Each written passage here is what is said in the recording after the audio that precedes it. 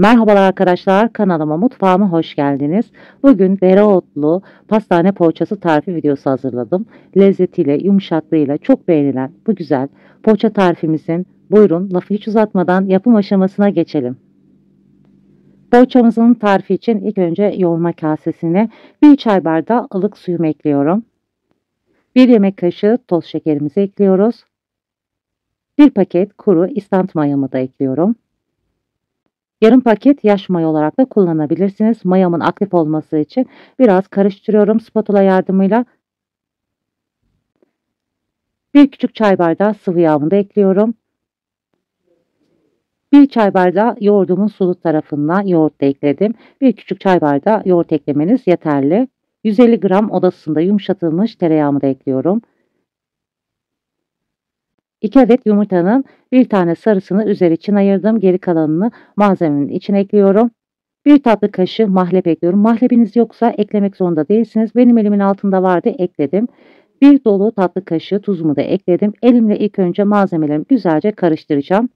Tereyağım da oda ısısında çok fazla yumuşak olmadığı için elimle daha rahat karıştırdım. Tabii ki sizlerin tereyağınız oda ısısında güzelce yumuşadıysa spatula yardımıyla da sıvı malzemeleri rahatça karıştırabilirsiniz.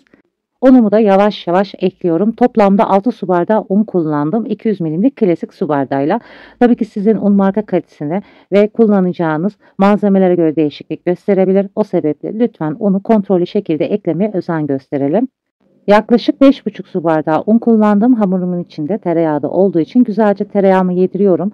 Ve şöyle 1 dakika kadar yoğuruyorum. Hamurum tekrar yumuşaksa geri kalan unu ekliyorum. Tereyağı birazcık hamuru geç toparlar. Sakın aldanıp da çok yumuşak diye fazla un eklemesi yapmayın.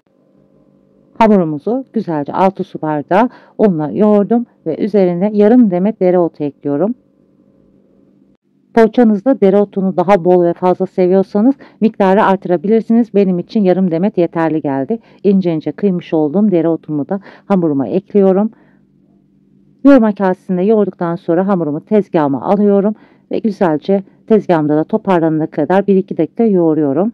Hamurumun yumuşaklığını da sizlere göstermek istiyorum. Bu yumuşaklıkta olması yeterli. Tezgaha elinize yapışmayan yumuşaklıkta olması yeterli.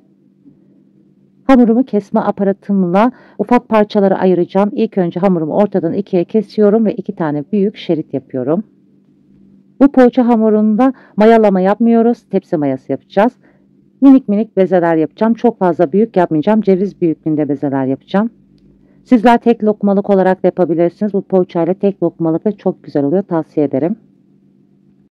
Toplamda ben 33 beze yaptım. Tabii ki sizler daha ufak veya daha büyük bezeler yaparak bu miktarı azaltabilir, çoğaltabilirsiniz. Bütün bezelerimi ceviz büyüklüğünde güzelce yuvarladım ve tezgahıma aldım. Biraz aralıklı olacak şekilde tezgahıma dizdim arkadaşlar. Şimdi avucumun içiyle bütün bezelerimi bastıracağım. İçine peynir ekleyeceğim. Sizler tabii ki sade olarak da yapabilirsiniz. Avuç içimle bütün bezelerimi bastırdıktan sonra üzerine ufak minik dilimlere ayırmış olduğum kaşar peynirlerimi ekliyorum. Sizler kahvaltılık peynir de kullanabilirsiniz veya başka iç harcıyla da yapabilirsiniz. Peynirleri ekledikten sonra şimdi şekil vermeye geldi sıra. Bu şekilde uçlarını birleştiriyorum ve avucumun içine yuvarlayarak poğaçamın şeklini hazırlıyorum. Sizler tabii ki farklı şekillerde de yapabilirsiniz. Ben yuvarlak tercih ettim bu sefer. Geri kalan bezelerimi de aynı işlemi uygulayarak hepsinin şekillerini hazırlıyorum. Poğaçalarımı yağlı kağıt serilmiş tepsime yerleştiriyorum. Tepsi mayası yapacağım. Tepsi mayası yapmadan önce bütün poğaçaların üzerine yumurta sarısı süreceğim. Çok sıcak havalarda ilk önce yumurta sarısını sürün, sonrasında tepsi mayası yapın. Aksi halde ilk önce tepsi mayası yaptığınızda havada çok sıcak olduğu için tepsi mayası yapmış olduğunuz hamurların havası söner. Bu şekilde daha güzel poğaçalar elde edersiniz. 1 adet yumurta sarımı güzelce karıştırıyorum ve poğaçaların üzerine sürüyorum. Kışın soğuk havalarda ilk önce tepsi mayası yapıp sonrasında yumurta sarısını rahatlıkla sürebilirsiniz. Yazın sıcak havada ilk önce yumurta sarısını sürüp sonrasında tepsi mayası yaparsanız daha güzel sonuçlar elde edersiniz. Poğaçanın üzeri için 1 adet yumurta sarısı yeterli geldi. Tabii ki bazı yumurtanın büyüklüğüne göre bu değişiklik gösterebilir. Yeterli olmazsa 2 adet yumurta sarısı da kullanmanız yeterli olur.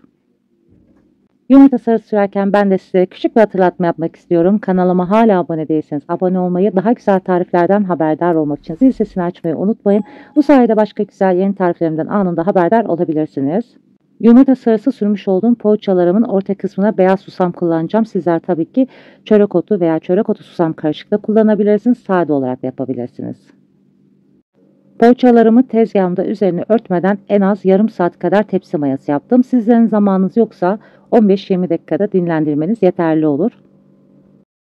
Kışın soğuk havada biraz daha uzun süre tepsi mayası yapabilirsiniz. Yazın sıcak havada daha kısa sürede tepsi mayası oluyor. Poğaçalarımı öncesinde 180 derece 5 dakika ısıttım. Orta rafta alt üst fanlı ayarda poğaçalarımı fırında pişiriyorum. Sizlerin fırınızda hangi ayarda daha güzel pişiyorsa o ayarda pişirmeye özen gösterin. Yaklaşık benim fırınımda 40 dakika kadar zamanda poğaçalarım çok güzel kızardı. Eğer daha yumuşacık bir poğaça istiyorsanız fırından çıkınca üzerine temiz bez örterek ilk sıcaklığı çıkana kadar dinlendirebilirsiniz. Bu poğaçada hiç üzerine temiz bez örtmeye gerek kalmıyor. Zaten yumuşacık bir poğaça oluyor. Fazla yaparak derin dondurucuda pişirdikten sonra atabileceğiniz çok güzel bir tarif. Ben devamlı yapıp derin dondurucuma da soğuduktan sonra kaldırıyorum. İlk sıcaklığıyla sizlere de yumuşaklığını göstermek istiyorum. İlk sıcaklığı çıktıktan sonra da poğaçamın yakından sizlere yumuşaklığını ve dokusunu göstermek istiyorum. Ben dediğim gibi çok fazla dereotu eklemedim. Sizler seviyorsanız biraz daha dereotunu artırabilirsiniz. Dereotunun çok yakıştığı bir tarif. Bu poğaça tarifi soğusa da kesinlikle hemen bayatlamıyor. Ertesi güne de yine aynı yumuşaklığını koruyor. Sizlere gönül rahatlığıyla bu güzel poğaça tarifini denemenizi tavsiye ederim. Aklınıza takılan, sormak istediğiniz soruları yorum yerine yazarak benimle iletişime geçebilirsiniz. Elimden geldiğince sizlere yardımcı olmaya çalışıyorum. Videomu buraya kadar izlediyseniz videomu beğenerek kanalıma destek olmayı unutmayın. Şimdiden bu güzel poğaça tarifini deneyip yapacak olanlara afiyet olsun. Başka güzel tariflerde görüşmek üzere. Hoşça kalın, sağlıcakla kalın.